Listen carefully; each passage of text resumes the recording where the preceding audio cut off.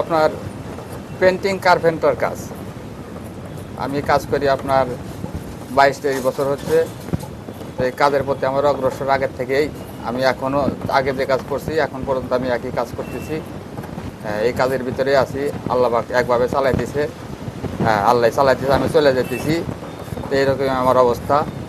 তো আল্লাহ দিলে এখনও কাজের সাথে নিয়োজিত আছি।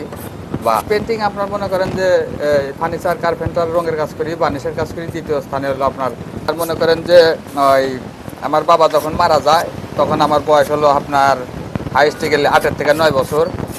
9 বছর বয়সের পর থেকেই আমার একটা বড় ভাই ছিল। ওই বড় ভাই আপনার সিরাজগঞ্জ ওই এসএস রোডে পায়ের সামনে ওই জায়গায় একটা ওই ফার্নিচারের দোকান ছিল, আলেবের ফার্নিচার। ওই জায়গায় এনে আমার ভাই আমাকে নাগা দিছিল। আর আমার ওস্তাদ তখন ছিল হলো একতা রঙ্গরালা সালাম ভাই। তো সালাম ভাইয়ের সাথে আমি কাজ করছি, দীর্ঘদিন কাজ করছি, 10-12 বছর 15 বছরের মতো কাজ করছি।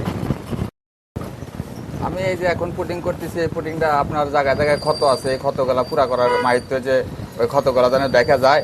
ক্ষতগুলা দেখা গেলে আমি একটা বার্নিশ করবো, বার্নিশের ওই উপরে ফিনিশিং টান দিলে জিনিসটা সুন্দর দেখা যাবে আর কি, চকচকে হবে, গ্লেজ দিবে। বা খাট হোক বা আলমারি হোক বা শোকেস হোক, টুপার ক্যাবিনেট হোক, ডাইনিং সেট হোক, এর উপরে এগুলা করা লাগে। আমি খুব মানে অত্যন্ত মাথায় বেরেন দিয়া দক্ষতা দিয়া কাজ করার উদ্দেশ্য যে আমার জিনিসটা যেন সুন্দর হয়, মানুষ যাতে মানে চোখে ধরার মতো হয়। মানুষের চোখে ধরলে জিনিসটার চাহিদা বাড়বে বা জিনিসটা বিক্রি হবে অতি দ্রুত গতিতে বিক্রি হবে। বিক্রি হলে মহাজনের ভালো হবে, আমার একটু চাহিদা হবে। আর মনে করেন যে কাঠের উপরে বেসেস করে, তো আপনার মেহগনি কাঠ হলে জিনিসটা ভালো হয়, কালার ভালো হয়। কালার ভালো হলে ওই মেহগনি কাঠের উপরে কালারটা ফুটে ওঠে আর কি। দেখা যায় যে কালারটা ফুটে ওঠে, ওই কালারটা চকচক করে, গ্লেজ দেয় আর কি বেশি। এর উপরে হলে আপনার বেসেস করে। যত ভালো কাঠ হবে তত বার্নিশ ভালো হবে, বা দক্ষতা দিয়ে কাজ করলে করে জিনিসটা আরও গ্লেজ বেশি দিবে বা চকচকা হবে, মানুষের চাহিদা বাড়বে। চাহিদাটা নিয়ে লাস্টে মনে করেন যে 4-5টা ফিনিশিং টান দিতে হয়। ফিনিশিং টান দিলে আপনার জিনিসটা মানে গ্লেজ দিয়ে চকচক হয়ে যায় আর কি।